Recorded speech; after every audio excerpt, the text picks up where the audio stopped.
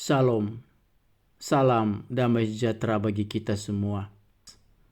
Sebelum kita membaca dan merenungkan firman Tuhan ini, marilah terlebih dahulu kita berdoa. Bapa di surga, kembali kami datang kepadamu pada pagi ini memohon hikmat untuk mengerti firman yang akan kami renungkan. Dalam nama Yesus Kristus kami berdoa. Amin.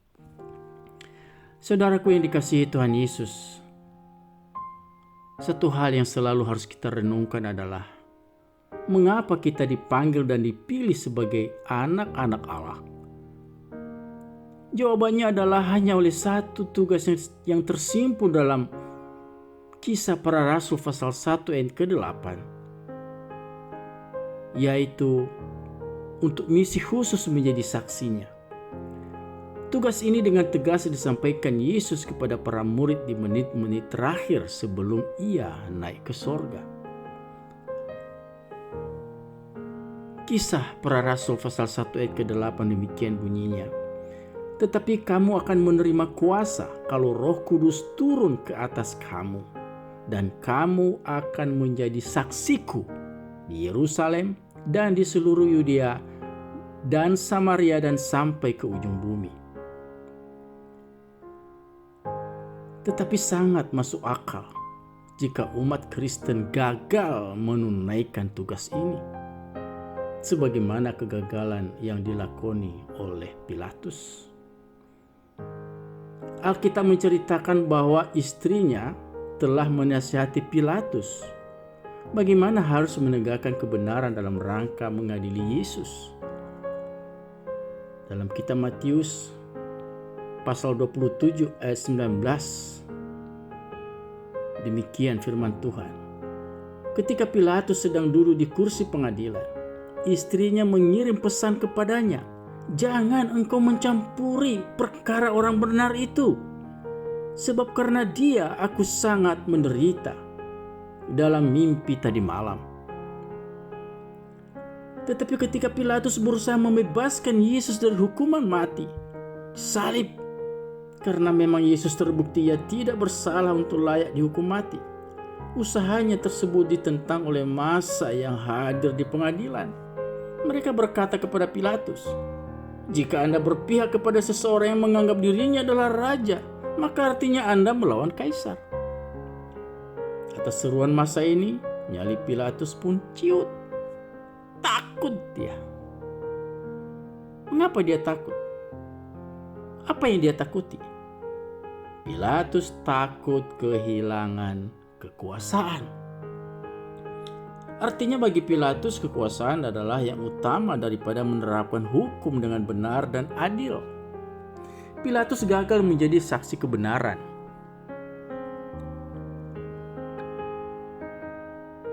Tapi begini, apakah ada yang ganjil atas kegagalan Pilatus melakukan kebenaran? Menurut saya tidak ada. Wajar kalau dia gagal. Mengapa? Karena Pilatus bukanlah orang yang percaya bahwa Yesus adalah Tuhan dan Raja. Yang mendukakan hati Tuhan justru ketika orang-orang Kristen yang berperilaku seperti Pilatus. Di tempat bekerja takut bertindak berdasarkan nilai-nilai kebenaran firman Allah, nilai-nilai kebenaran yang Kristiani, sekalipun tahu bahwa tindakan pimpinan perusahaan misalnya itu jelas salah, tidak adil, tidak benar. Tapi orang-orang Kristen terpaksa melakukan perintah atasan yang salah, tidak adil, dan tidak benar itu.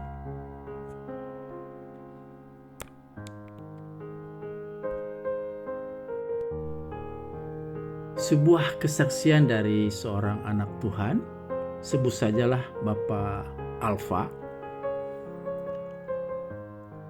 Dia bekerja di satu perusahaan penerbitan yang cukup besar. Dia diberi kepercayaan sebagai editor, jadi penentu buku yang akan diterbitkan. Sehingga dari segi pendapatan sangat besar. dan fasilitas kantor pun yang dia dapatkan cukup bagus. Artinya kalau dia tetap bertahan di posisi itu, maka hidupnya sudah nyaman lah. Tetapi suatu ketika Bapak Alfa ini mengetahui bahwa pimpinannya tidak adil, tidak fair. Di mana misalnya buku yang laku 1000, maka dikatakan yang laku hanya 200 atau 300. Sehingga fee yang diberikan kepada penulis itu jauh lebih kecil daripada yang seharusnya sebagaimana tertulis di dalam kontrak. Singkat cerita, karena masalah itu maka Pak Alfa mengundurkan diri dari perusahaan tersebut. Saudaraku yang dikasihi Tuhan Yesus, apa yang kita dapatkan dari cerita ini adalah bahwa untuk melakukan misi sebagai saksi Kristus ada harga yang harus dibayar. Karena kalau kita kembali kepada kata saksi dalam Kisah Para Rasul pasal 1 ayat ke-8 tadi, di mana dari kata aslinya adalah martus. Jadi kata saksi di dalam Kisah 1 ayat 8 itu bahasa aslinya adalah martus. Nah, dari kata inilah berkembang menjadi kata martir. Artinya menjadi saksi Kristus itu sama dengan menjadi martirnya Tuhan Yesus. Itulah sebabnya mengapa kita dipanggil dan dipilih untuk dikhususkan. Alkitab seringkali menggunakan istilah menguduskan kita. Maksudnya adalah mengkhususkan kita untuk satu misi mulia, menjadi martir Kristus. Dan misi ini harus kita selalu ingat bahwa itulah sebabnya mengapa kita menjadi anak-anak Allah. Oleh karena itu, semoga perayaan Jumat Agung dan Paskah tahun ini mengingatkan kita kembali untuk komitmen ini dan kembali mengambil komitmen yang tegas, sungguh-sungguh untuk menjadi martir Tuhan Yesus. Sudah siap? Siap tidak siap, kita dipanggil dan dipilih untuk menjadi martir Tuhan Yesus. Tuhan Yesus memberkati. Mari kita berdoa.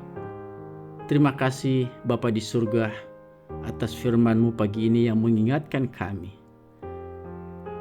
mengapa kami menjadi umat-Mu. Mengapa kami Engkau panggil dan Engkau pilih menjadi anak-anak-Mu, yaitu untuk menjadi saksi-Mu. Bila firman ini Tuhan jadikan rema dalam kehidupan kami, sehingga hidup kami berarti di hadirat-Mu